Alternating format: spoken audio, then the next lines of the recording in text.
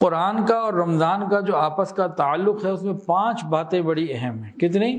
رمضان المبارک میں نبی کریم صلی اللہ علیہ وآلہ وسلم حضرت جبرائیل علیہ السلام کے ساتھ قرآن مجید کا دور کیا کرتے تھے۔ ہر سال ایک دفعہ ہوتا، آخری رمضان میں یہ دور 2 مرتبہ ہوا، اور باقی جو تلاوت ہوتی تھی وہ الگ ہوتی تھی۔ یہ جو حفاظ آج دور کرتے ہیں نا، یہ نبی علیہ السلام کی سنت ہی ہے۔ امام اعظم امام ابو حنیفہ رحمۃ اللہ علیہ رمضان المبارک میں 63 مرتبہ مکمل قرآن پڑھ لیا کرتے تھے، الف لام میم سے لے کے والناس تک۔ امام شافعی رحمۃ اللہ علیہ رمضان المبارک میں 70 مرتبہ قرآن مجید مکمل پڑھ لیا کرتے تھے۔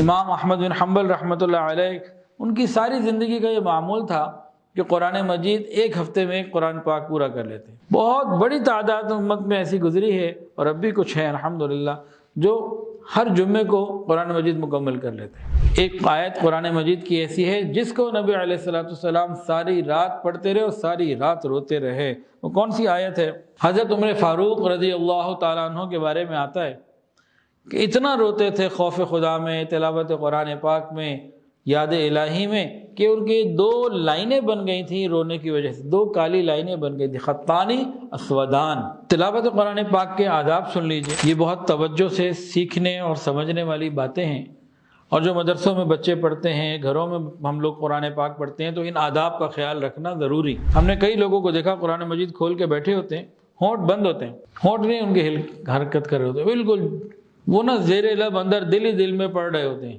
اپنے گمان میں وہ تلاوت کر رہے ہیں۔ ان بیچاروں کو تلاوت قرآن کا ثواب نہیں ملتا، قرآن کو دیکھنے کا، زیارت قرآن کا مل جاتا ہے، تلاوت کا نہیں ملتا۔ قرآن مجید کو میت کے ساتھ قبر میں رکھ دینا، قرآن مجید کو میت کے ساتھ قبر کے اندر رکھ دینا سخت بے ادبی ہے۔ شادی ہو رہی ہے اور قرآن مجید کے نیچے سے بچی کو گزارا جا رہا ہے رخصتی کے وقت، یہ بھی بے ادبی ہے۔ رمضان کا مہینہ، اس کا قرآن مجید کے ساتھ بہت گہرا تعلق ہے۔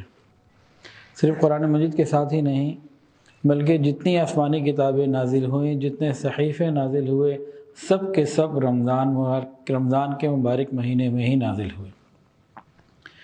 تو تمام کتابوں کو اللہ تعالیٰ کی رمضان کے ساتھ خصوصی تعلق ہے۔ قرآن مجید کا نزول 27 رمضان کو ہوا۔ بعض کتابوں میں لکھا ہے کہ حضرت آدم علیہ السلام کو جو صحائف ملے وہ 3 رمضان کو، حضرت ابراہیم علیہ السلام کو جو صحائف ملے وہ 6 رمضان کو، حضرت داؤد علیہ السلام کو زبور 12 رمضان کو، اور سیدنا عیسیٰ علیہ السلام کو انجیل 18 کو، اور قرآن مجید 27 کو۔ حضرت موسیٰ علیہ السلام پہ جو تورات نازل ہوئی وہ بھی رمضان کے مہینے میں۔ تو جب تمام کتابیں اور خود قرآن پاک رمضان میں نازل ہوا، تو قرآن مجید اور رمضان میں کچھ 2 مشابہت اور مناسبت اور کچھ تو تعلق ہوگا۔ اب قرآن کا اور رمضان کا جو آپس کا تعلق ہے اس میں 5 باتیں بڑی اہم ہیں۔ کتنی؟ 5 باتیں۔ توجہ سے سنیں گے تو بہت ہی عجیب باتیں ہیں۔ دیکھیں، پہلی بات، انسان جب تلاوت قرآن کرتا ہے اللہ تعالیٰ کی خاص رحمت کا اس پر نزول ہوتا ہے۔ تلاوت قرآن پاک کے دوران قاری قرآن پر، پڑھنے والے پر رحمت خاص کا نزول ہوتا ہے۔ بالکل اسی طرح رمضان میں انسان جب روزہ رکھتا ہے تو جب تک افطار نہیں کر لیتا خاص رحمت کا نزول ہوتا ہے۔ تو پہلی مناسبت کیا ہے کہ دونوں کی وجہ سے خاص رحمتیں ملتی ہیں۔ دوسری مناسبت شفاعت، قرآن مجید اپنے پڑھنے والے کی قیامت کے دن شفاعت کرے گا، اور روزہ اپنے رکھنے والے کی قیامت کے دن شفاعت کرے گا۔ تو پہلی مناسبت کیا تھی؟ رحمت خاصہ، اور دوسری مناسبت کیا ہے رمضان اور قرآن کی؟ شفاعت۔ تیسری مناسبت بڑی عجیب ہے، اور تیسری مناسبت سے ملتی جلتی چوتھی بھی ملتی جلتی ہے۔ تیسری مناسبت کیا ہے؟ تلاوت قرآن پاک سے تشبہ بالحق نصیب ہوتا ہے۔ کیا مطلب؟ انسان جب تلاوت کرتا ہے تو اللہ تعالیٰ کے ساتھ ایک مشابہت اس کو ایک درجے کی مل جاتی ہے، تشبہ بالحق۔ کیوں؟ قرآن مجید صرف کتاب ہی نہیں، کلام اللہ ہے۔ نبی علیہ السلام نے فرمایا تبرک بالقرآن فإنہ کلام اللہ، قرآن مجید سے برکت حاصل کرو کہ یہ اللہ کا کلام ہے۔ قرآن مجید اللہ تعالیٰ کی بولی ہے۔ تو قرآن مجید کو اللہ نے بھی پڑھا، اللہ کے بندے بھی جب پڑھتے ہیں تو یہ مشابہت ہو گئی، تشبہ بالحق۔ روزے میں شان صمدیت کی بنیاد پر تشبہ بالحق ہے۔ کیا مطلب؟ اللہ رب العزت مکمل طور سے کھانے پینے سے مبرہ اور منزہ اور پاک ہیں۔ انسان جب روزہ رکھ لیتا ہے تو کچھ وقت کے لیے یہ بھی کھانے پینے سے پاک ہو جاتا ہے، تو یہ اللہ تعالیٰ کے ساتھ مناسبت۔ اللہ اکبر کبیرہ۔ ایک مناسبت یہ ہے رمضان اور قرآن کی کہ کلام ربانی کے ذریعے قاری قرآن کو قرب خاص عطا ہوتا ہے۔ جو قرآن مجید کی تلاوت کرتا ہے اللہ تعالیٰ اس کو اپنا ایک خاص قسم کا قرب عطا فرماتے ہیں۔ بالکل اسی طرح روزے دار کو بھی خاص قسم کا قرب ملتا ہے۔ فرمایا روزہ میرے لیے، بدلہ بھی میں خود ہوں۔ ایک ہے کہ میں دوں گا اور ایک ہے کہ بدلہ بھی میں ہوں۔ تو رمضان اور قرآن میں اس طرح سے مشابہت۔ یہ تلاوت قرآن پاک یہ انسانوں کے لیے عطیہ ہے، اللہ کا انعام ہے۔ فرشتے قرآن مجید کی تلاوت نہیں کر سکتے۔ فرشتوں میں صرف حضرت جبرائیل علیہ السلام ایسے ہیں جو تلاوت قرآن کر سکتے ہیں، وہ اس لیے کہ انہوں نے اللہ کا پیغام نبی علیہ السلام تک لانا تھا۔ باقی فرشتے قرآن کی تلاوت نہیں کر سکتے۔ اسی وجہ سے شاید یہ بات ہے کہ جب کہیں بھی قرآن پڑھنے والا قرآن پڑھ رہا ہو تو فرشتے فوری طور پر آ جاتے ہیں، اتنی زیادہ تعداد میں آ جاتے ہیں کہ اس کے قریب ہو جاتے ہیں، اس کے لبوں کے ساتھ بالکل جڑ جاتے ہیں، گویا اس کے لب سے اپنے لب لگا لیتے ہیں اور پیچھے آسمان تک تانتا بن جاتا۔ جب قرآن مجید فرشتوں کو سنایا گیا تو انہوں نے کیا کہا تھا؟ انہوں نے کہا مبارک ہیں وہ سینے جن پہ یہ اترے گا اور جن کے اندر محفوظ رہے گا، اور مبارک ہیں وہ زبانیں جو اس کی تلاوت کریں گی۔ تو بھی رمضان کا مہینہ آ رہا ہے تو تلاوت قرآن کے لیے بہت ہی خاص مہینہ ہے۔ قرآن مجید نسخہ شفا ہے۔ اب رمضان میں ہم بھی ہمت کریں اور خوب تلاوت ہم نے زیادہ کرنی ہے، اس کے لیے ہم فکر مند۔ ایک تو حافظ قرآن ہے نا، اس نے تو تراویح سنانی ہے یا سننی ہے، اس کو تو بہت پڑھنا چاہیے، یاد ہو جائے۔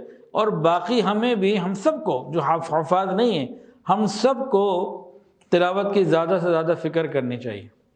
اب کتنی کرنی چاہیے اس پہ ہم آتے ہیں تھوڑی دیر میں، لیکن اس سے پہلے ہمارے اکابر کتنی کرتے تھے وہ سن لیں۔ کیا خیال ہے؟ رمضان مبارک میں نبی کریم صلی اللہ علیہ وآلہ وسلم حضرت جبرائیل علیہ السلام کے ساتھ قرآن مجید کا دور کیا کرتے تھے۔ ہر سال ایک دفعہ ہوتا، آخری رمضان میں یہ دور 2 مرتبہ ہوا، اور باقی جو تلاوت ہوتی تھی وہ الگ ہوتی تھی۔ یہ جو حفاظ آج دور کرتے ہیں نا، یہ نبی علیہ السلام کی سنت ہی ہے۔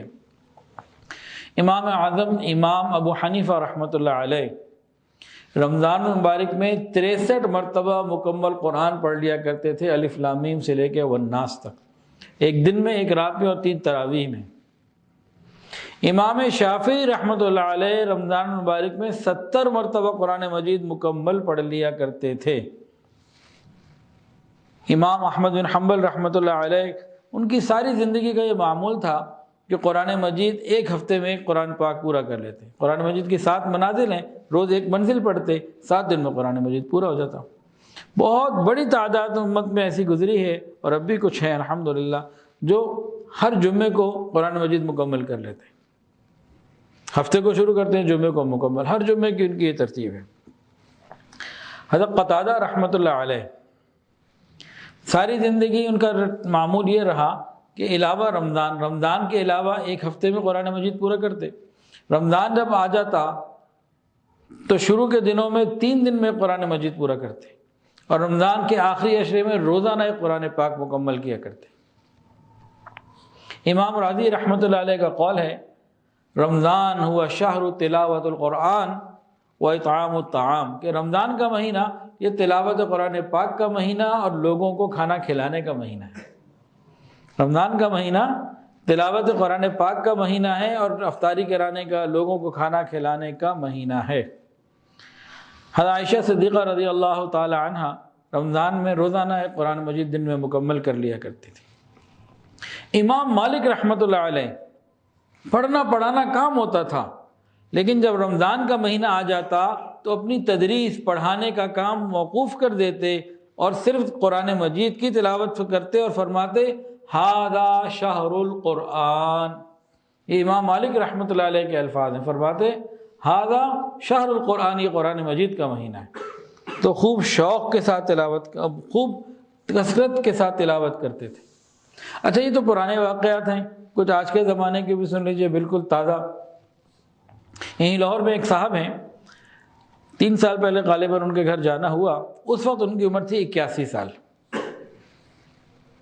تو کہنے لگے حضرت دعا کریں، بوڑھا ہو گیا ہوں، کمزور ہو گیا ہوں، اب زیادہ نہیں پڑھ سکتا، بس روزانہ 21 سپارے پڑھ لیتا ہوں، اس سے زیادہ نہیں پڑھے جاتے۔ 81 سال کا بوڑھا اور غیر رمضان روز 21 سپارے، یہ ابھی وہ بھی حیات ہے ماشاءاللہ۔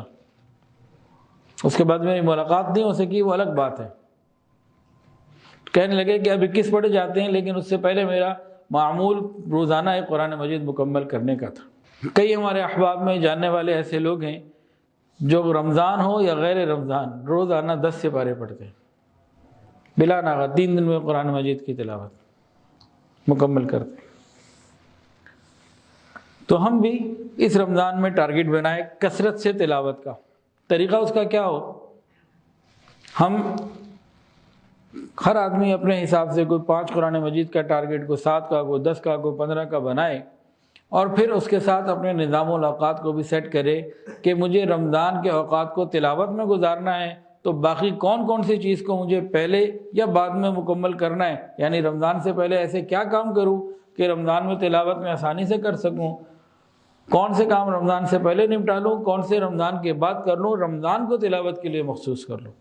اس کے لیے انسان کو ذہن بنانا، اپنا ٹائم شیڈیول کو سیٹ کرنا، پھر جا کے یہ ہوگا۔ تو مقدار معین کریں، پہلا کام، پھر وقت اور جگہ کا بھی تعین کریں، یہاں بیٹھ کے پڑھنا ہے اور اتنا پڑھنا ہے اور اس وقت پڑھنا ہے، پوری ترتیب بن جائے کہ بھئی فجر سے پہلے کتنا، فجر کے بعد کتنا، فلاں وقت کتنا۔ تو جب ہم پوری پہلے ارادہ کریں پڑھنا کتنا ہے، اس کے بعد ذہن بنا کے اپنی پوری پلاننگ کریں، تو انشاءاللہ العزیز ہمارے لیے آسان ہو جائے گا، مشکل نہیں ہوگا۔ اچھا، وہ حضرات صرف تلاوت ہی نہیں کرتے تھے، وہ رغبت کے ساتھ تلاوت کرتے تھے۔ ان کی تلاوت ہماری تلاوت میں زمین آسمان کا فرق ہے۔ ہم جب پڑھ رہے ہوتے ہیں تو ہمارا کوئی تعلق اپنی تلاوت سے نہیں ہوتا، اتنا ہمیں پتہ ہی نہیں ہوتا ہم کیا پڑھ رہے ہیں، یا کوئی پڑھ رہا ہے ہم کیا سن رہے ہیں، پتہ ہی کچھ نہیں ہوتا۔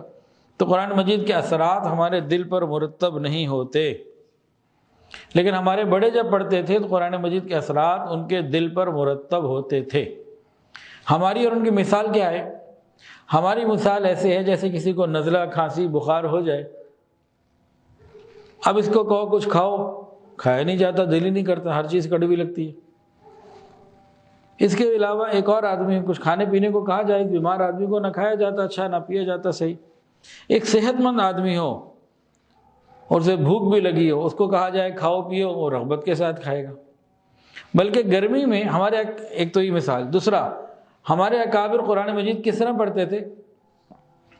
وہ ایسے پڑھتے تھے جیسے شدید گرمی میں صحرا میں دوپہر میں کوئی شخص پیاسا ہو اور شدید پیاس میں اس کو ٹھنڈے پانی کا پیالہ مل جائے، وہ جو پڑھتا تو جب پانی پیے گا تو صرف حلق ہی نہیں، پورا جسم اس کی تراوٹ کو اور حلاوت کو اور ٹھنڈک کو اور لذت کو محسوس کرے گا۔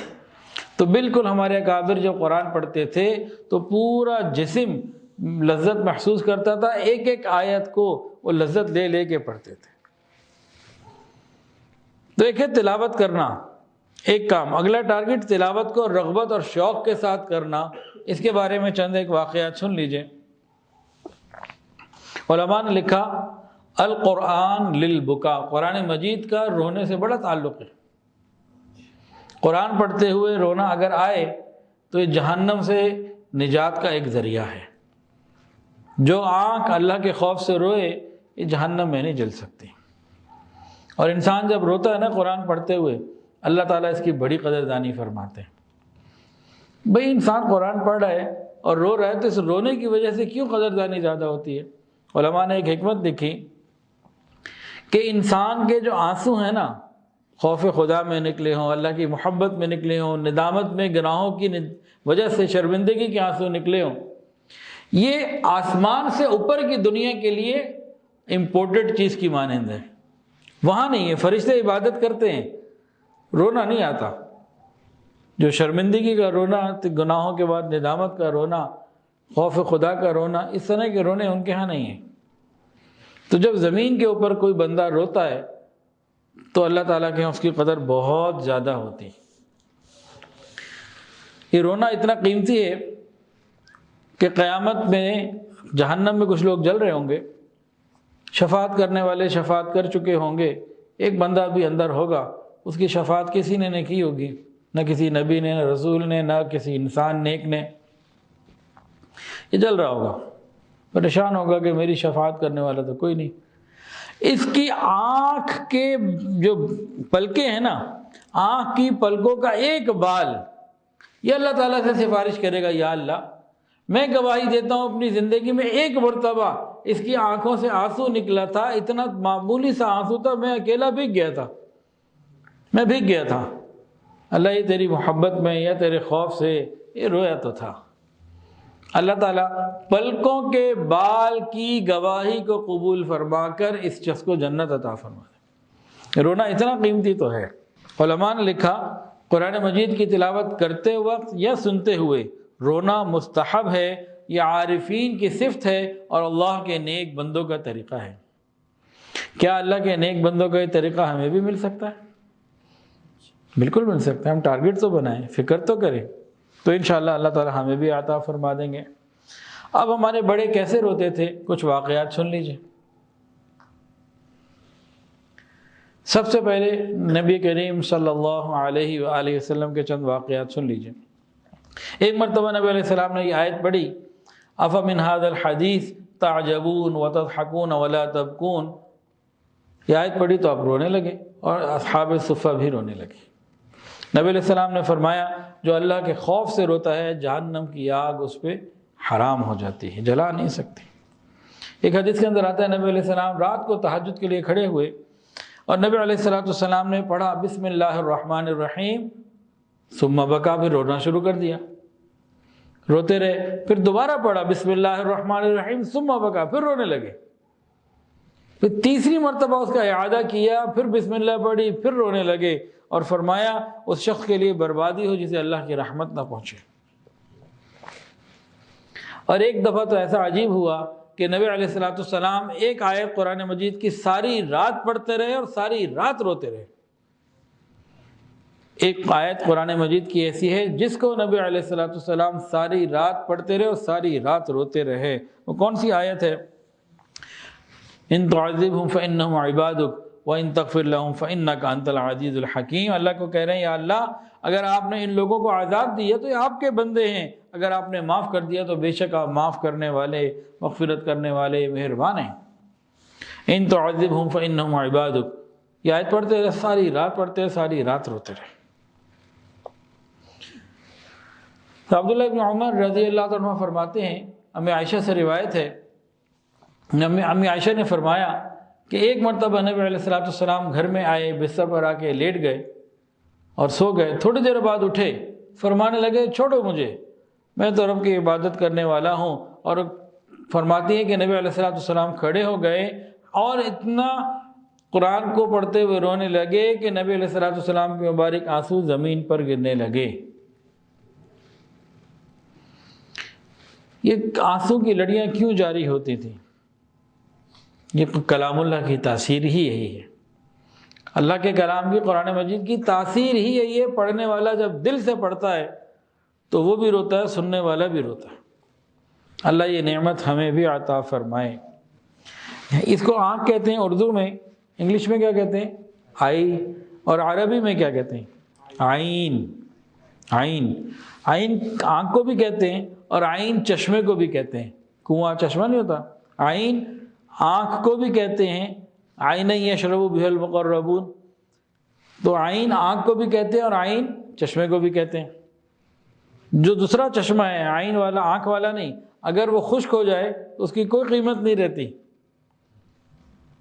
اور یہ اگر خشک ہو جائے تو اللہ کے نزدیک اس کی کوئی قیمت نہیں رہتی۔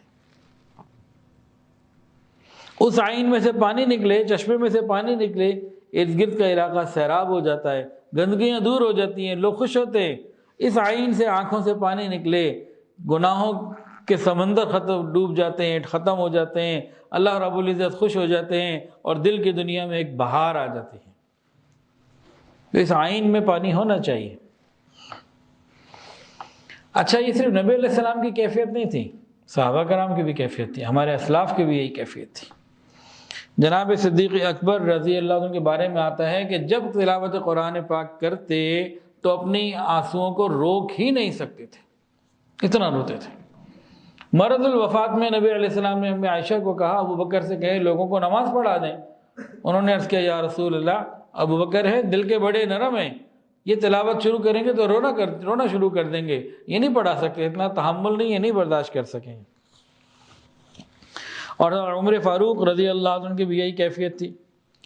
ایک مرتبہ نماز پڑھانے کے لیے کھڑے ہوئے اور تلاوت شروع کی تو رونے لگے، اتنا روئے اتنا روئے اتنا روئے کہ ہچکی بن گئی، تیسری صف تک ان کے رونے کی آواز جاتی رہی۔ اور ایک روایت میں اس طرح سے بھی آتا ہے تاریخ کی کتابوں میں کہ بیمار ہو گئے، اس کے بعد 1 مہینے تک بستر سے نہ اٹھ سکے۔ عبداللہ ابن عمر رضی اللہ تعالیٰ عنہما، حضرت عمر کے بیٹے، تلاوت کر رہے تھے، پڑھتے پڑھتے یہاں پہنچے یوم یقوم الناس لرب العالمین، وہ دن قیامت کا جب بندہ اللہ کے سامنے کھڑا ہوگا۔ یوم یقوم الناس لرب العالمین، وہ دن قیامت کا کہ جب انسان اپنے پروردگار کے سامنے کھڑا ہو۔ یہاں جب پڑھا تو رونے لگے، اور اتنا روئے کہ اس کے آگے پڑھ ہی نہ سکے، تلاوت آگے جاری نہ رکھ سکے۔ سفیان ثوری رحمۃ اللہ علیہ ایک مرتبہ مغرب کی نماز پڑھانے کے لیے کھڑے ہوئے، سورہ فاتحہ شروع کی، پڑھتے پڑھتے پہنچے ایاک نعبد و ایاک نستعین، انہوں نے رونا شروع کر دیا، اتنا روئے کہ اس کے آگے پڑھ نہیں سکے۔ ہمارے ہاں تو ایاک نعبد و ایاک نستعین پڑھنے سے پہلے اور پڑھنے کے بعد ڈھول بج رہے ہوتے ہیں۔ عمر ابن عبد العزیز رحمۃ اللہ علیہ کے بارے میں آتا ہے، وہ پڑھتے پڑھتے یہاں تک پہنچے فَأَنذَرْتُكُمْ نَارًا تَلَظَّىٰ، جہنم کی آگ کا تذکرہ آیا تو وہ ساری رات پھر روتے رہے، ساری رات روتے رہے۔ محمد بن منکدر رحمۃ اللہ علیہ کے بارے میں آتا ہے کہ ایک مرتبہ وہ آیت پڑھنے لگے وَبَدَا لَهُم مِّنَ اللَّهِ مَا لَمْ يَكُونُوا يَحْتَسِبُونَ، اس آیت کو پڑھا تو وہ بھی رونے لگے کہ کیا اس آیت میں ہم سوچ رہے ہیں نا بڑے نیک ہیں اور قیامت کے دن جنت مل جائے گی، لیکن وہاں اگر گمان کے خلاف معاملہ پیش آیا تو کیا ہوگا؟ جب واپسی کوئی نہیں، حل کوئی نہیں، بے بسی کی کیفیت ہوگی کہ جب گمان سے ہٹ کے۔ اور امی عائشہ صدیقہ رضی اللہ تعالیٰ عنہ بھی ایک رات، ساری رات یہی آیت پڑھتے رہیں وَبَدَا لَهُم مِّنَ اللَّهِ مَا لَمْ يَكُونُوا يَحْتَسِبُونَ، اور ساری رات روتی رہیں۔ ایک بزرگ تھے، وہ پڑھتے پڑھتے یہاں تک پہنچے تلاوت میں وَإِن مِّنكُمْ إِلَّا وَارِدُهَا كَانَ عَلَىٰ رَبِّكَ حَتْمًا مَّقْضِيًّا، کہ پل صراط کا ذکر ہے کہ ہر ایک نے پل صراط کے اوپر سے گزرنا ہے، بچے گا وہی جو نیکی اور تقوی والا ہوگا، ورنہ نیچے جہنم میں گرے گا۔ جب یہاں تک پہنچے اور پل صراط کا خیال آیا تو وہیں ان کی وفات ہو گئی، رونے لگے اور وہیں ان کی وفات ہو گئی۔ حضرت عمر فاروق رضی اللہ تعالیٰ عنہ کے بارے میں آتا ہے کہ اتنا روتے تھے خوف خدا میں، تلاوت قرآن پاک میں، یاد الہی میں، کہ ان کی 2 لائنیں بن گئی تھیں رونے کی وجہ سے، 2 کالی لائنیں بن گئی تھیں، خطانی اسودان، اتنے آنسو بہتے تھے، 2 لائنیں بن گئی تھیں۔ سیدنا عثمان غنی رضی اللہ تعالی عنہ جب قبر میں کسی کے پاس جاتے، قبر کے پاس کھڑے ہوتے تو روتے، قرآن پڑھتے تو روتے۔ حضرت علی رضی اللہ تعالیٰ ایک مرتبہ اتنا رو رہے تھے کہ محراب میں کھڑے ہوئے تھے اور ان کی جو داڑھی تھی اس کے اندر سے آنسو نیچے گر رہے تھے۔ زرارہ بن اوفا قاضی بصرہ تہجد کے لیے کھڑے ہوئے، پڑھتے پڑھتے یہاں پہنچے فَإِذَا نُقِرَ فِي النَّاقُورِ، اور وہیں ان کا انتقال ہو گیا۔ ایک مرتبہ امام اعظم امام ابو حنیفہ رحمۃ اللہ علیہ ساری رات انہوں نے ایک آیت پڑھی اور روتے رہے وَامْتَازُوا الْيَوْمَ أَيُّهَا الْمُجْرِمُونَ، وَامْتَازُوا الْيَوْمَ أَيُّهَا الْمُجْرِمُونَ، اے مجرموں الگ ہو جاؤ۔ ساری رات یہ پڑھتے رہے اور ساری رات روتے رہے۔ ہم بھی تو یہ قرآن پڑھتے ہیں، ہمیں رونا کیوں نہیں آتا؟ کوئی تو وجہ ہے۔ جو قرآن نبی علیہ السلام نے پڑھا، جو صحابہ نے پڑھا، جو ہمارے اکابرین نے پڑھا، ہم وہی قرآن پاک پڑھتے ہیں لیکن ہمیں رونا نہیں آتا۔ 16ویں سپارے میں ایک آیت ہے، وہ آیت سجدہ بھی ہے، میں پوری نہیں پڑھا، اذا تتلی علیہم آیات الرحمن، یہ آگے بھی ہے۔ تو اس میں کیا ہے کہ جب رحمان کی آیات پڑھی جاتی ہیں تو یہ روتے ہوئے سجدے میں چلے جاتے ہیں۔ ایک بزرگ کہیں کسی کے پیچھے نماز پڑھ رہے تھے، تراویح یا کوئی نماز ہوگی، تو پڑھنے والے نے اس آیت کو تلاوت میں پڑھا اور سجدے میں چلے گئے۔ سلام پھیرنے کے بعد کہنے لگے کہ اے لوگو، اور اللہ تعالیٰ تو یہ فرماتا ہے کہ روتے ہوئے سجدے میں چلے گئے تھے، ہم نے سجدہ تو کر لیا، رونا کدھر گیا؟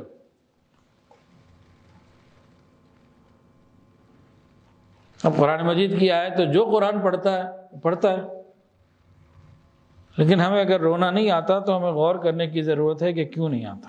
امام نووی رحمۃ اللہ علیہ نے ایک عجیب بات لکھی ہے، فرماتے ہیں جو بندہ قرآن مجید کی تلاوت کے وقت نہیں روتا، اس کو اپنے نہ رونے پہ رونے کی ضرورت ہے۔ من لم یبکی عند قراءۃ القرآن فیبکی علی فقدان البکاء فإنہ اعظم المصائب۔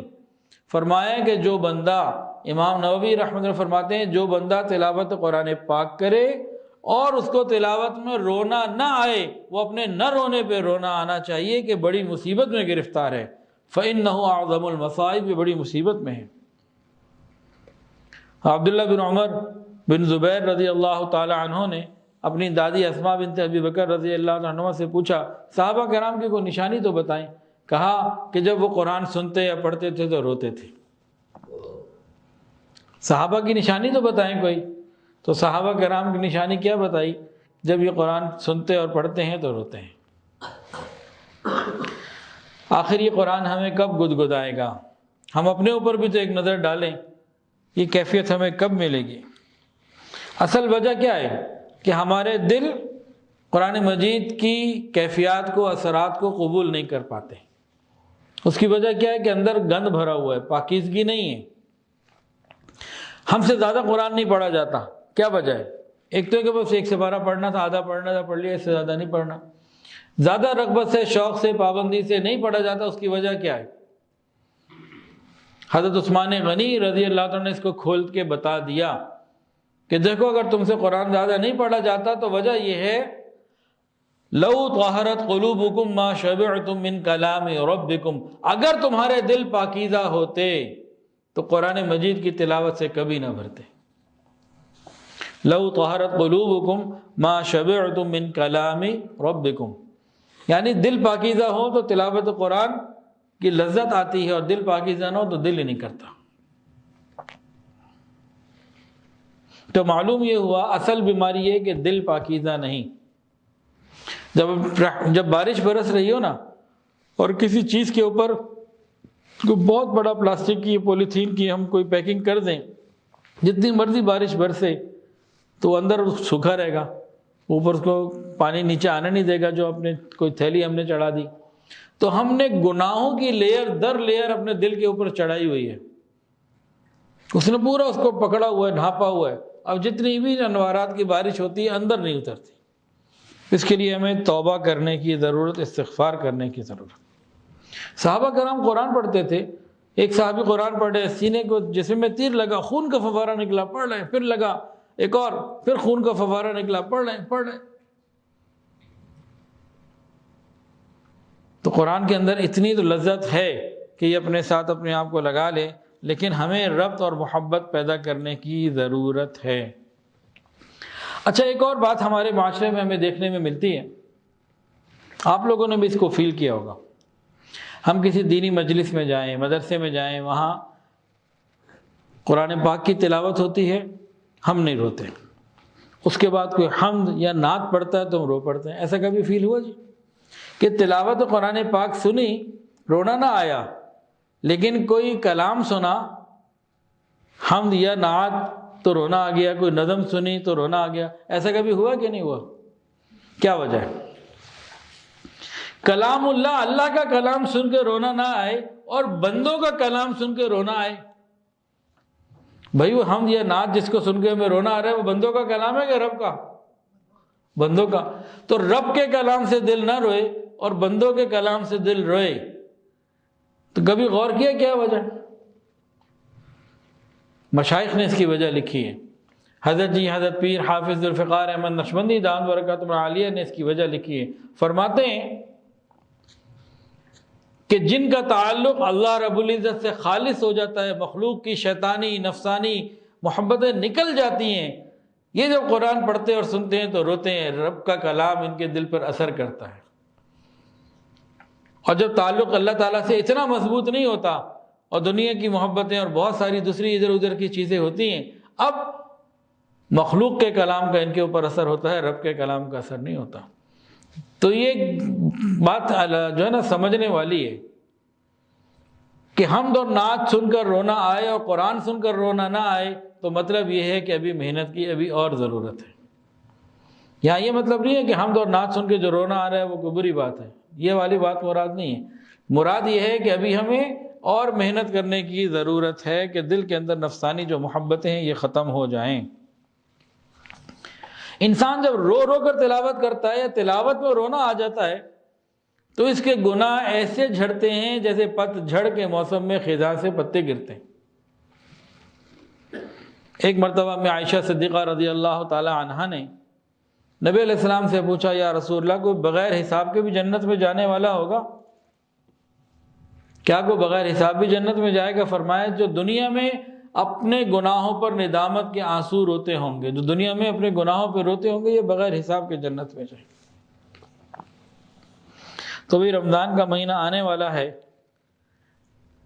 تو ہم اس میں تلاوت قرآن پاک بھی کریں، کثرت سے بھی کریں اور کیفیات کو بنانے کی کوشش بھی کریں۔ رونا نہ آئے تو رونے کی شکل ہی بنا لیں۔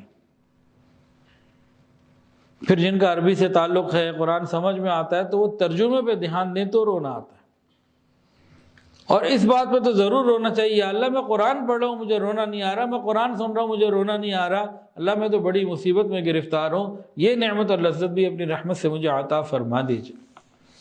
حضرت خواجہ عزیز الحسن مجذوب رحمۃ اللہ علیہ کے 2 اشعار سن لیجئے، پھر قرآن مجید کے کچھ آداب جو ہے نا وہ ذکر کیے جائیں گے۔ فرماتے جو ناکام ہوتا رہے عمر بھر بھی، کہتے ہیں تم کوشش مت چھوڑنا، لگے رہو، جو ناکام ہوتا رہے عمر بھر بھی، بہرحال کوشش تو عاشق نہ چھوڑے۔ جو ناکام ہوتا رہے عمر بھر بھی، بہرحال کوشش تو عاشق نہ چھوڑے، یہ رشتہ محبت کا قائم ہی رکھے، جو 100 بار ٹوٹے تو 100 بار جوڑے۔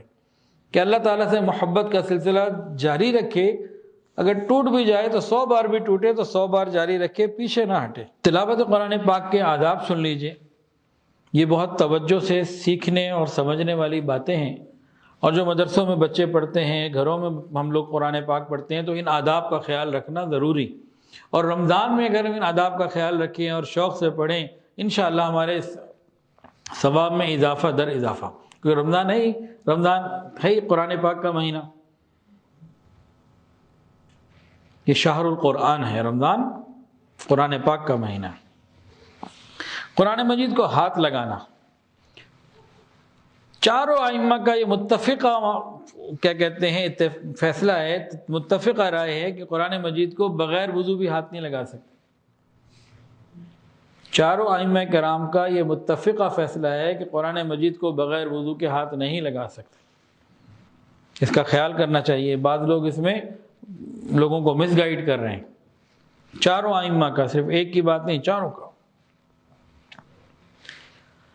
اب انسان کا اگر وضو نہیں ہے، قرآن مجید کو ہاتھ لگانا پڑ جاتا ہے تو کیا کرے؟ تو ٹیشو پیپر یا ایک ایسا کپڑا یا رومال لے جو جسم کے اوپر پہنا ہوا نہ ہو، الگ سے ہو، جیسے سویٹر کو آگے کر کے کھول لیا، نہیں، الگ سے کوئی کپڑا، رومال، ٹیشو پیپر، اس سے پھر کرے۔ اس کا خیال کرنے کی ضرورت، اگر بے وضو ہاتھ لگانے کی کبھی مجبوری میں ضرورت آ جائے۔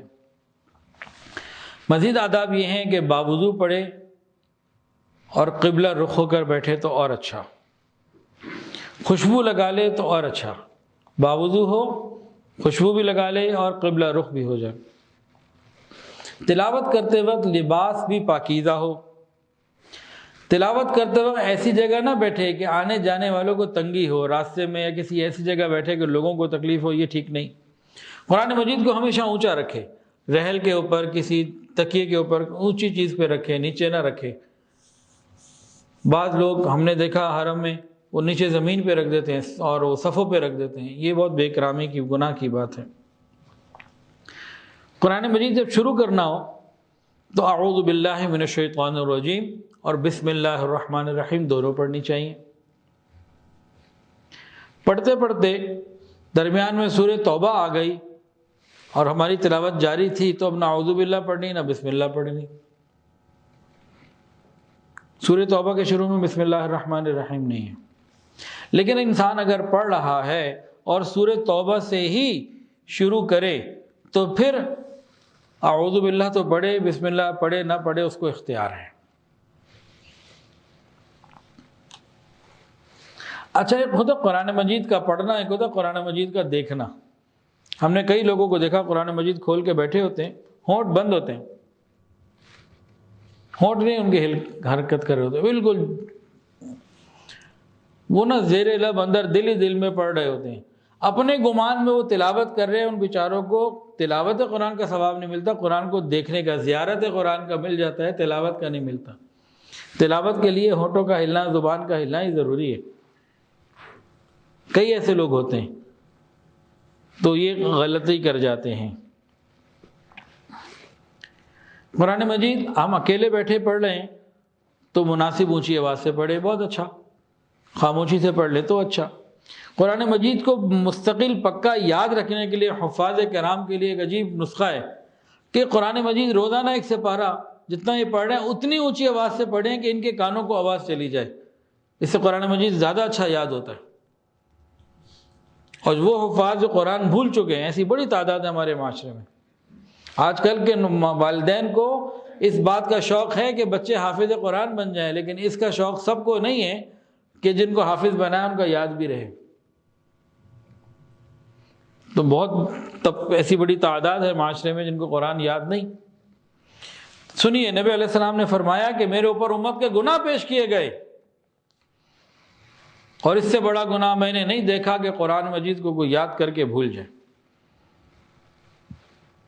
تو حافظ صاحب کی بھی ذمہ داری، والدین کی بھی ذمہ داری کہ بھئی قرآن مجید کو حفاظت سے رکھنا، یاد رکھنا یہ ضروری ہے۔ تو اگر کسی کا قرآن بہت کمزور ہے، بھول گیا، یاد کرنا چاہتا ہے تو اس کا ایک آسان طریقہ یہ ہے کہ روزانہ جتنی تلاوت کر سکتا ہے وہ کرے، لیکن اتنی مناسب اونچی آواز سے کہ اس کے دونوں کان سن سکیں۔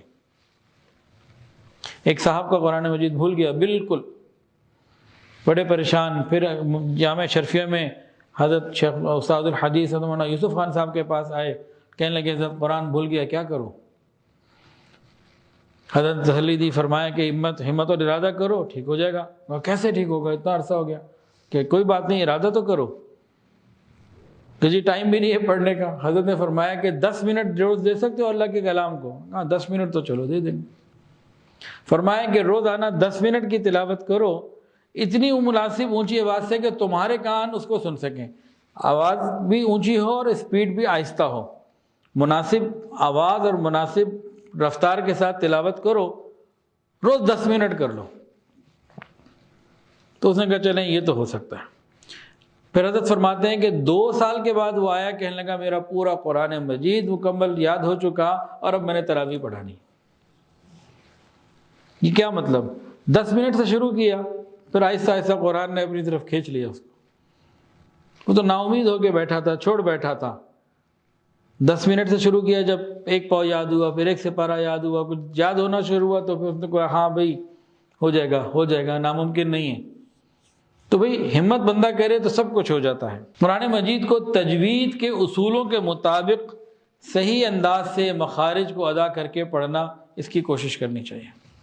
الحمدللہ ہمارے ہاں الکہف ایجوکیشنل فاؤنڈیشن میں جو بچوں کو قرآن پڑھایا جاتا ہے تو حفظ تو بہت آگے کی بات ہے، ناظرہ بھی آگے کی بات ہے، ہمارے ہاں 6 مہینے کم و بیش قاعدے پہ لگتے ہیں، اور قاعدے کا چھوٹا بچہ اس کو قرآن مجید کے تلاوت کے بارے میں کسی کو 70 کسی کو 80 کسی کو 100 سے اوپر اصول معلوم ہوتے ہیں کہ کس حرف کو کیسے ادا کرنا ہے، وہ چھوٹا بچہ ان کو یاد کر لیتا ہے۔ وہ 6 مہینے، اب قاعدہ تو 15 دن میں بھی پورا ہو سکتا ہے، 1 مہینے بھی پورا ہو سکتا ہے۔ تو ہمارے الحمدللہ خاص طور سے ہیڈ آفس ٹاؤن شپ برانچ میں بچے کے حفظ قرآن کے لیے جو بچے آتے ہیں تو پہلے والدین ناراض ہوتے ہیں کہ جی یہ قاعدہ ہی پڑھتا رہے گا، جی اتنے دن ہو گئے، وہ تو فلانے میرے بیٹے نے وہاں سے پڑھا تھا اور انہوں نے تو 1 مہینے میں قاعدہ پورا کرا کے شروع کرا دیا تھا، تو 6 مہینے اگر یہ ناظرے میں لگا دے گا، بوڑھا ہو کے حافظ ہو کے نکلے گا۔ انہیں بڑا سمجھانا پڑتا ہے کہ بھائی یہ جو 6 مہینے ابتدائی مشق ہے، آئندہ جب یہ ناظرہ پڑھے گا تو صحیح تلفظ سے پڑھے گا، جب حافظ بننے کے لیے حفظ شروع کرے گا صحیح تلفظ سے پڑھے گا، زندگی بھر ٹھیک تلفظ سے پڑھے گا۔ تو ایک دفعہ پوری محنت ہو رہی ہے ڈٹ کے، اس کے بعد اس کی اسپیڈ، پھر اس کی آپ اسپیڈ دیکھیے گا کہ قرآن کو پھر شوق سے بھی پڑھے گا، پھر لہجہ اور ساری چیزیں، اور الحمدللہ ایسا ہو رہا ہے ہمارے سامنے۔ تو یہ مخارج کے ساتھ ادا کرنا بڑا ضروری ہے۔ ہمارے معاشرے میں کیا ہے، قرآن بھی پنجابی میں پڑھتے ہیں، پنجابی میں غنّے بہت ہوتے ہیں نا، سانو اونانو توانو، قرآن بھی ایسے ہی پڑھے ہوتے ہیں۔ تو قرآن کو صحیح طریقے سے ادا کرنا، قرآن مجید کے رموز اور اوقاف کا خیال رکھنا، کہاں ٹھہرنا ہے کہاں نہیں ٹھہرنا، اس کا بھی خیال رکھنے کی ضرورت ہے۔ دیکھیں ایک جملہ ہے، روکو مت جانے دو، اس کا کیا مطلب ہے اویس بھائی؟ روکو مت جانے دو، کیا مطلب ہے اس کا؟ روکو مت جانے دو مطلب کیا ہے بھائی؟ اس کو روک لو، جانے مت دو، یہی مطلب ہے، روکو مت جانے دو۔ یہاں پہ اسٹاپ کہاں لگایا ہم نے؟ روکو پہ اوپر۔ اب جملہ یہی رہے گا، روکو مت جانے دو، روکو مت جانے دو۔ الفاظ کا کوئی فرق آیا؟ الفاظ وہی ہیں، صرف اسٹاپ کا فرق آ گیا، روکو مت جانے دو، روکو مت جانے دو۔ تو زمین آسمان کا فرق بڑھ گیا، ایک میں روکا جا رہا ہے، ایک میں کہا بھیجو۔ اب اسی طرح قرآن پاک کلام اللہ ہے نا، اس میں اس کا بڑا فرق پڑتا ہے، کہاں رکنا ہے کہاں نہیں رکنا۔ اب کوئی موٹر وے پہ جا رہا ہے اور 120 کی سپیڈ ہے، اور وہ تو اوور سپیڈ 240 پہ جا رہا ہے، 45 منٹ میں اس نے 1.25 سے 12 پورا کر کے تراویح سے بھی فارغ کرانا ہے۔ تو یہ تو پورے قرآن کے الفاظ کا اور اس کے مقصد کا تو بس کیا اس کو بولیں، کہیں ہوگا روکو مت جانے دو، یہ تو پتہ نہیں کہاں جائے گا۔ تو جو قرآن مجید کے درمیان میں لکھا تو نا مختلف نشانات ہوتے ہیں، ان کو سمجھ کے اس کے مطابق رکنا ہی بہت ضروری ہے۔ جہاں تک ممکن ہو اچھے انداز سے قرآن پاک پڑھے۔ قرآن مجید پڑھتے ہوئے ورق کو الٹنا پڑتا نا، صفحہ، تو بعض لوگوں کو عادت ہوتی ہے غلطی سے نا، وہ کیا کرتے ہیں منہ پہ ہاتھ لگا تھوک لگا لیتے ہیں، یہ بےادبی ہے قرآن مجید کی۔ بعض لوگ قرآن مجید پڑھتے ہیں تو نشانی کے طور پہ کتاب کو، قرآن مجید کے صفحے کا کونا موڑ دیتے ہیں، یہ بھی غلط ہے، بہت ہی غلط ہے۔ تو قرآن مجید کے صفحے میرے پاس الحمدللہ ہیڈ آفس میں جو قرآن مجید ہے ماشاءاللہ اس کو 20 سال سے زیادہ ہو گئے میرے خیال میں، اور ابھی بھی الحمدللہ صاف ستھرا۔ اور ہمارے یہاں قرآن مجید کچھ دفعہ میں پہلے دکھایا بھی تھا، ہماری والدہ کی پھپھی کے پاس ہے، اس وقت ان کی عمر 80 سال تو ہوگی، تقریباً 80 سال کی، کیونکہ انہوں نے اپنی جوانی میں شادی سے پہلے اپنے ہاتھوں سے لکھا تھا، وہ آج بھی موجود ہے، گویا کہ 60 سال تو اس کو یقیناً ہو رہے ہوں گے۔ تلاوت قرآن پاک کے دوران ناک میں انگلی ڈالنا یہ بھی بے ادبی ہے۔ دوران تلاوت موبائل سے لگے رہنا، میسیجز کا جواب دینا، یہ بھی بے ادبی ہے۔ دوران تلاوت کوئی آ جائے بات چیت کرنے کے لیے تو ہمیں کیسے بات کرنی چاہیے؟ ممکن ہو تو رکوع پورا کر لیں، نہیں تو آیت پوری کر لیں، پھر قرآن مجید کو بند کر کے اس سے بات کر لیں، اور کوشش کریں کہ کم سے کم بات ہو۔ دیکھیں بھائی جب 2 آدمی بات کر رہے ہو نا، تیسرا کوئی آ جائے تو یار ہم بات کر رہے ہیں، آپ کیوں بیچ میں آ گئے؟ بندہ غور کرے، اور جو کسی بڑے سے آپ بات کر رہے ہوں اور اہم بات کر رہے ہوں، کسی بڑے سے اہم بات چیت چل رہی ہو اور کوئی آ جائے بیچ میں تو کتنا برا لگتا ہے، اور بڑا اس کا کتنا برا مناتے ہیں۔ بالکل یہ سمجھنے کے لیے مثال ہے کہ اللہ رب العزت سے بڑا کوئی نہیں۔ ہم جب تلاوت کر رہے ہیں اللہ تعالیٰ سے، ہم کلامی ہے، بات چیت کر رہے ہیں، اب اس اہم بات چیت کے درمیان کوئی آئے اور بات چیت کرے تو یہ اللہ تعالیٰ کی شان کے خلاف ہے۔ تو اس کے کچھ پروٹوکول ہیں، SOPs ہیں، ان کو ہمیں سمجھ رہے ہیں۔ بات نہ کریں، کرنا ہو تو کوشش ہو کہ رکوع پورا کر لے، نہیں تو آیت تو پوری کریں، جملہ پورا ہو جائے، آیت پوری ہو جائے، پھر بات کر لیں، اور قرآن مجید کو اتنی دیر کے لیے بند کر دیں۔ پھر دوبارہ جب شروع کریں تو اعوذ باللہ بسم اللہ پڑھ لیں، کہ اعوذ باللہ تو لازمی پڑھ لیں۔ یہ ان کے آداب میں سے ہے جی۔ قرآن مجید کی تلاوت کرتے ہوئے آیات سجدہ بھی آتی ہیں۔ 14 سجدے ہیں قرآن مجید میں، 14۔ بہت سارے لوگ قرآن مجید کی تلاوت تو کرتے ہیں لیکن سجدے باقی رہتے ہیں، یہ واجب ہے ادا کرنا۔ اور سجدہ تلاوت ادا کرنے کا طریقہ کیا ہے؟ سجدہ تلاوت ادا کرنے کا کیا طریقہ ہے؟ پہلے کھڑے ہو جائیں، پھر نیت باندھیں، پھر ہاتھ پورے کریں، کیا طریقہ ہے؟ بس سجدے میں چلے جائیں، 3 دفعہ یا 5 دفعہ سبحان ربی الاعلیٰ پڑھ لیں۔ آپ بیٹھے بیٹھے چلے جائیں۔ کچھ لوگوں کو دیکھا وہ بیٹھے ہوتے ہیں، پہلے کھڑے ہوں گے اور پھر سجدے میں جائیں گے، یہ کوئی بات نہیں ہے۔ بیٹھے کھڑے ہیں تو ڈائریکٹ سجدے میں چلے جائیں، نہ ہاتھوں کو اٹھانا، نہ نیت باندھنی، کچھ بھی نہیں۔ ہاں نیت یہ ہوگی کہ میرا سجدہ تلاوت، اور زندگی کے جس کے جتنے سجدہ تلاوت باقی ہیں ان کو ادا کریں۔ اب گنتی نہیں ہم یاد تو بھی یہ کیا ہے، ذرا غور کرے، کاغذ پینسل لے، سوچے اور دماغ لگائے کتنا پڑھا ہوگا، کتنا سجدے کیے ہوں گے، کتنے نہیں کیے ہوں گے۔ سچے دل کے ساتھ جب انسان اس ارادے کے ساتھ کہ مجھے معلوم ہو جائے کہ کتنے باقی ہیں، کوئی نہ کوئی اندازہ تو اس کو ہوگا ہی انشاءاللہ تعالی، ایک اندازہ بنائے پھر ادا کرنے شروع کر دے۔ اگر ادا نہ کیے تو حکم یہ ہے کہ اس کے ترکے میں سے فدیہ ادا کیا جائے اتنے سجدوں کا جتنے باقی ہیں۔ یہ کس کو پتہ ہے بھی کتنے باقی ہیں؟ نہ سگا باپ بتا سکتا، نہ سگی اولاد بتا سکتی، تو بندے کا اپنا ہی معاملہ ہے۔ تو ان چیزوں کا اہتمام کرنے کی ضرورت ہے۔ تو آیات سجدہ پر سجدہ کرے اور پہلی فرصت میں اس ذمہ داری سے پورا کرنے کی کوشش کرے۔ تلاوت کرتے کرتے جب تھک جائے اور دل اچاٹ ہونے لگے تو پھر تلاوت اس کے بعد نہ کرے۔ قرآن مجید کی جب تلاوت پوری ہو جائے تو دعا مانگنا سنت ہے۔ قرآن مجید کی جب تلاوت ہو جائے، ایک تو نا مکمل قرآن پاک جب پورا ہوا تب وہ بھی ہے، اور ہم روز 1 سپارہ پڑھیں، آدھا سپارہ پڑھیں، دوست جب تلاوت پوری کی اس کے بعد دعا مانگیں۔ قبولیت دعا کا وقت ہے۔ دن میں 5 مرتبہ قرآن مجید کھول کے یا زبانی پڑھے، 5 مرتبہ تلاوت قرآن کی، یہی اور ہر تلاوت قرآن پاک کے بعد کا جو وقت ہے قبولیت دعا کا ہے۔ تو قبولیت دعا کا وقت تو ہم سب مانگتے ہیں نا اللہ سے، ہمیں پتہ لگے تو یہ وقت ہے۔ تو رمضان میں اور غیر رمضان اس کی عادت ہونی چاہیے دعاؤں کی۔ قرآن مجید پڑھتے ہوئے دل میں اللہ رب العزت کی عظمت کا خیال رکھے کہ کس عظیم پروردگار کا یہ کلام ہے، اس کی بڑائی کو، عظمت کو، کبریائی کو دل میں رکھے۔ قرآن مجید پڑھتے ہوئے دل کے جو وساوس ہیں نا ادھر ادھر، اس سے کوشش کرے کہ نہیں قرآن پہ ہی اس کی توجہ ہے۔ قرآن مجید پڑھتے ہوئے جہاں تک ممکن ہو ترجمے کا، اس کے مطلب کا تدبر کرنا، غور و فکر کرنا، یہ بہت اہم۔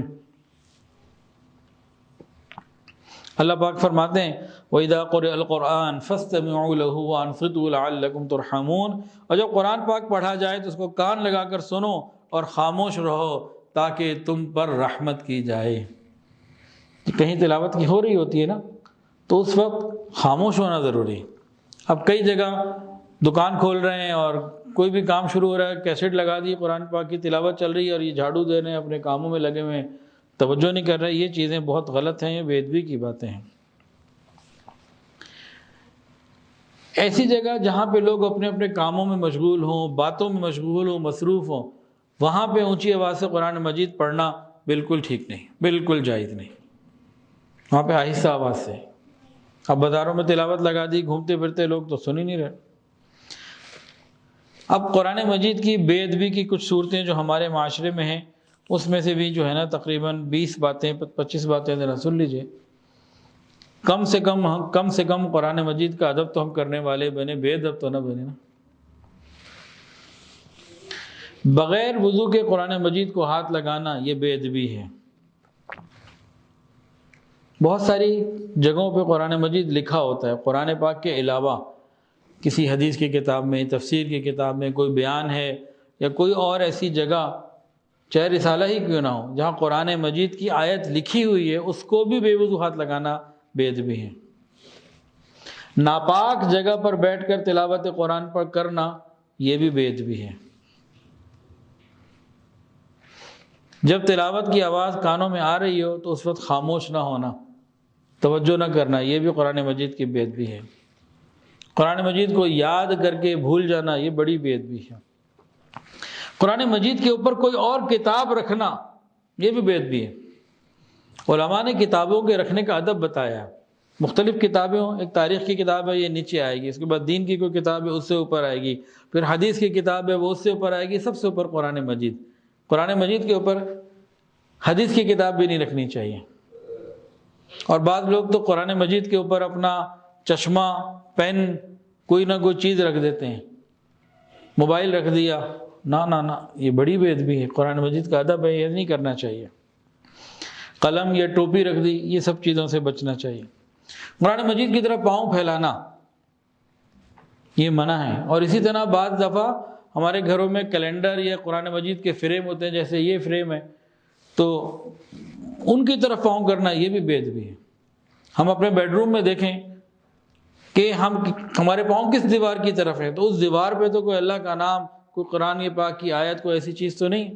دائیں بائیں لگا لیں، پیچھے لگا لیں، لیکن جو پیروں کی سمت دیوار ہے وہاں خیال کریں. بہت سارے گھروں میں اس کا خیال نہیں ہوتا. قرآن مجید نیچے رکھا ہو اور ہم اوپر بیٹھے ہوں، یہ بھی ٹھیک نہیں.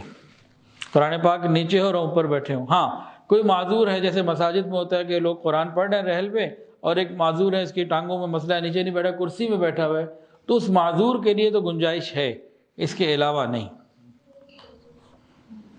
قرآن مجید ایسی جگہ رکھنا جہاں کسی کی پشت ادھر ہو، آنے جانے والوں کی پیٹھ ادھر ہو، اس کا بھی خیال کرنا چاہیے، یہ نہیں ہونا چاہیے.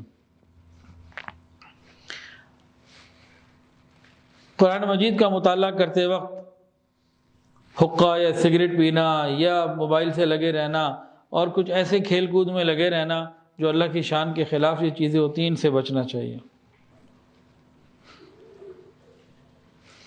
ناجائز کاروبار میں برکت کے لیے قرآن پڑھنا پڑھوانا یہ بات غلط ہے. چیز لہو لعب کی ہے، کوئی فلم ہے، کوئی گناہ ہے، کوئی میوزک پارٹی ہے، اس کا آغاز تلاوت قرآن پاک سے کرنا یہ بہت بڑا گناہ ہے. انگوٹھی میں لفظ اللہ لکھا ہو، قرآن مجید کی کوئی آیت لکھی ہو اور اس کو پہن کے واش روم چلے جانا یہ بھی غلط ہے. ٹوائلٹ چلے جانا، اس کو جیب میں رکھ لیں. اخبارات میں قرآنی آیات اور اس طرح کی چیزوں میں قرآنی آیات کا لکھنا، پھر ان کو ردی میں پھینک دینا، ان سے الماریاں صاف کرنا، شیشے صاف کرنا، گاڑیاں صاف کرنا اور ان کو ڈسٹر کے طور پر استعمال کرنا، حالانکہ اندر آیات لکھی ہیں، حدیث لکھی ہے، یہ نہیں ہونا چاہیے. بہت گناہ کی بات ہے. لوگ اپنے مونوگرام بناتے ہیں، گفٹ دیتے ہیں اور اپنے وزٹنگ کارڈ بناتے ہیں، تو ادھر بھی خیال کرنا چاہیے کہ بھئی مونوگرام میں آیت قرآن پاک لکھی ہو، یا تو ایسی جگہ وہ مونوگرام ہو کہ اس کی بے ادبی نہیں ہے، پھر گنجائش تو ہوگی، لیکن عام طور سے قرآن مجید کی ان چیزوں کو اتنا کر دینا یہ جو ہے نا یہ بے ادبی میں آ جاتا ہے، پھر اس کے بے اکرامی ہوتے ہیں. قرآن مجید کی آیات کو خوش خطی سے لکھنا اچھی بات ہے، لیکن خوش خطی میں اتنا بڑھ جانا، اتنا خوبصورت اور اس کا ڈیزائن بنا دینا کہ پڑھا ہی نہ جائے. بعض جگہ ایسے قرآن مجید کی آیات کے کتبے لگے ہوتے ہیں، وہ دیکھتے ہی رہو لکھا ہوا کیا ہے، دیکھنے میں خوبصورت ہوگا، بندہ غور ہی کرتا رہے، پڑھتا ہی رہے، اسے سمجھ بھی نہ آئے لکھا ہوا کیا ہے. یہ بہت غلط ہے. قرآن مجید کا فونٹ صاف ستھرا، اچھا، خوبصورت ہونا چاہیے. ان میں ساری چیزوں کے ساتھ اس کو دیکھنے کی ضرورت ہے آسانی سے پڑھا بھی جائے. اگر وہ خوبصورت بہت زیادہ آپ نے بنا لی اور پڑھا نہیں جا پا رہا، آپ کو تو پتہ ہے آپ پڑھ لیں گے، لیکن باقی دوسرا اس کو ایک نظر میں آسانی سے نہیں پڑھ رہا، یہ بھی بے ادبی ہے. قرآن مجید کو میت کے ساتھ قبر میں ڈال رکھ دینا، قرآن مجید کو میت کے ساتھ قبر کے اندر رکھ دینا سخت بے ادبی ہے۔ شادی ہو رہی ہے اور قرآن مجید کے نیچے سے بچی کو گزارا جا رہا ہے رخصتی کے وقت، یہ بھی بے ادبی ہے۔ جس نے قرآن مجید کی تلاوت کی اور یہ سمجھا کہ کسی اور کے پاس اس سے اچھی کوئی چیز ہے، اس نے بھی قرآن مجید کی بے ادبی کی۔ تو یہ بعض آداب تھے قرآن مجید کے۔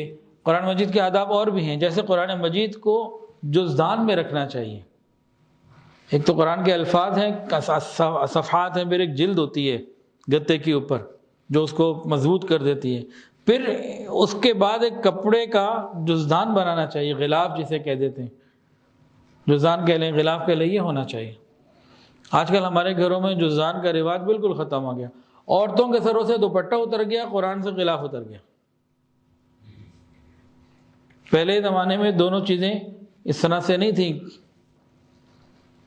مجھے بہت اچھی طرح یاد ہے جامع شرفیہ میں جو ہم پڑھتے تھے تو جو قرآن مجید تھا وہ اپنا جزدان تھا، والدہ سیتی تھیں، اور ایک شوق ہوتا تھا ان کو، وہ کہتے تھے کہ کتنے قرآن مجید بچوں کے پاس ہیں، ان کے مجھے سائز لا کے دو اور سب کا جزدان میں بناؤں گی۔